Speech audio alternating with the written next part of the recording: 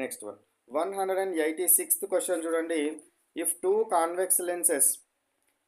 Convex lenses having equal focal length F, రెండు convex lens యొక్క focal లెంత్లు F, in close contact with each other, రెండింటిని ఒక దగ్గర పెట్టినాడు. Resultant focal length of the combination becomes, resultant focal length ఏమవుతుంది అన్నాడు. రెండింటిని కనుక ఒక దగ్గర కనుక పెట్టినైతే, ఒకదానికి ఇంకో దానికి కనుక అటాచ్ కనుక చేస్తే రిజల్టెంట్ ఫోకల్ లెంత్ అనేది f/2 అవుతుంది. రిజల్టెంట్ ఫోకల్ లెంత్ ఏమవుతుంది, హాఫ్ అవుతుంది అనేది డైరెక్ట్గా గుర్తుంచుకోండి. Resultant focal length will be half అవుతుందనే విషయాన్ని డైరెక్ట్గా మీరు గుర్తుంచుకోండి. నెక్స్ట్ క్వశ్చన్ 187 క్వశ్చన్ చూడండి. ఇఫ్ XA అనేది boundary plane and the angle made by an incident ray OB with boundary surface is 35 degrees. So ఇట్లా ఒక బౌండరీ సర్ఫేస్ తీసుకోండి. ఈ విధంగా ఒక రే వచ్చింది. ఇక్కడ నాకేమవుతుందట, ఇది ఎంత ఉంది, 35 degrees ఉన్నది. This is what XA.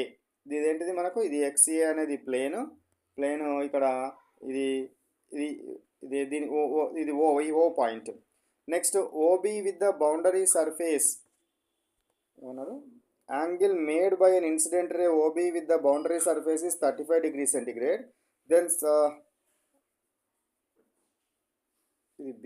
OB with surface, confuse అవుతుంది, ఇది boundary and the angle made by an incident ray OB is the boundary surface is 35 degrees centigrade. What is the incidence angle? ఇది కాదు.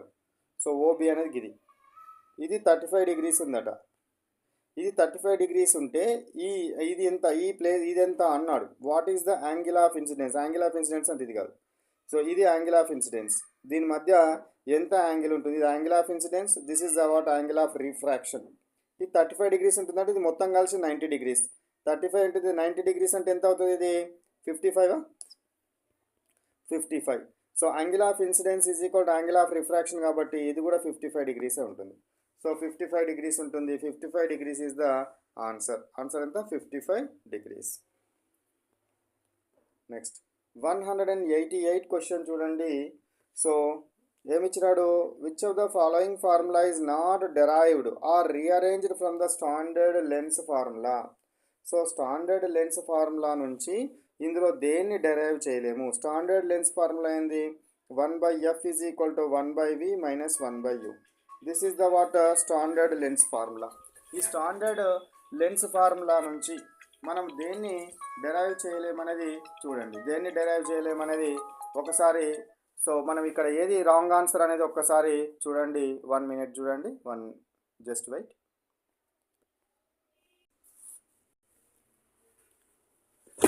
So ఇక్కడ మనకు అడిగిన question ఏందో చూడండి. మనకు which of the following formula is not derived from the standard lens makers formula. మీరు ఏం చేయండి అని అంటే 1/f is equal to 1/v minus 1/u. This is the basic formula. ఈ బేసిక్ ఫార్ములా నుంచి వీటిని డెరైవ్ చేస్తే ఏది రాదో చూడండి.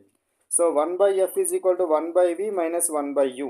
So for example let I'm sending what 1/uని ఇటు పంపిస్తాను, 1/fని ఇటు పంపిస్తే నాకు ఏమొస్తుందో చెప్పినప్పుడు 1/u మైనస్ ఉంది కాబట్టి ప్లస్ అవుతుంది, ఇటు వస్తుంది మైనస్ అవుతుంది, 1/v మైనస్ 1/f అవుతుంది.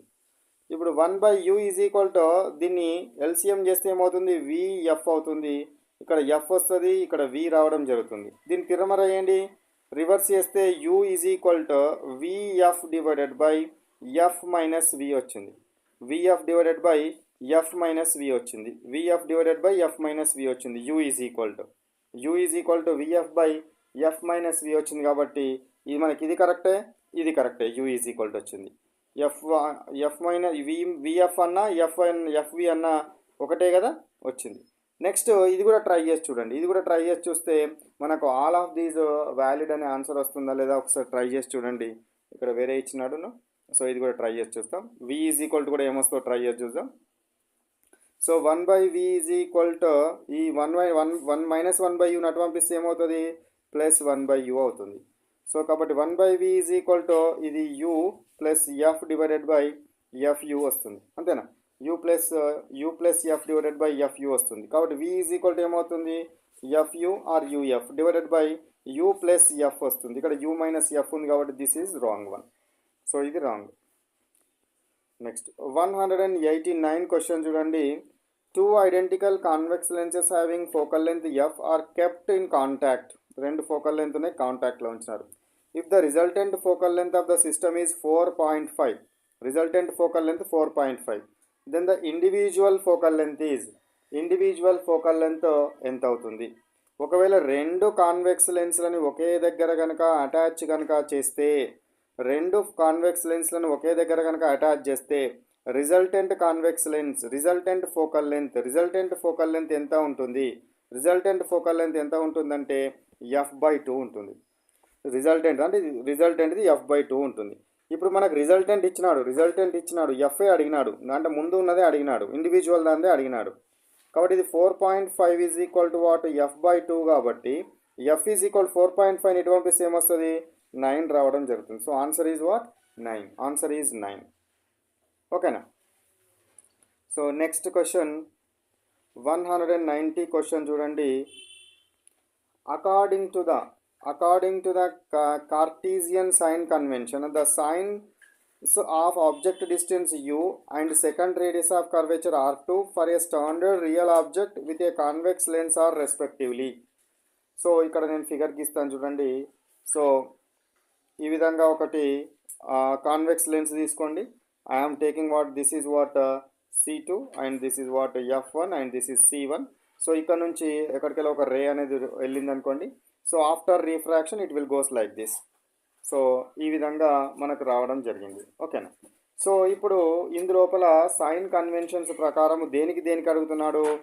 R2 అంటే ఇది R2, ఇది C2 కదా, ఇటు సైడ్ ఉంటుంది, ఇటు R2 ఇటు ఉంటుంది. సో C2 ఇక్కడ ఏముంది నాకు, అంటే R2 ఏ విధంగా ఉంటుంది? R2 ఏ విధంగా ఉంటుంది? R2 అనేది ఏంది? Incident ray.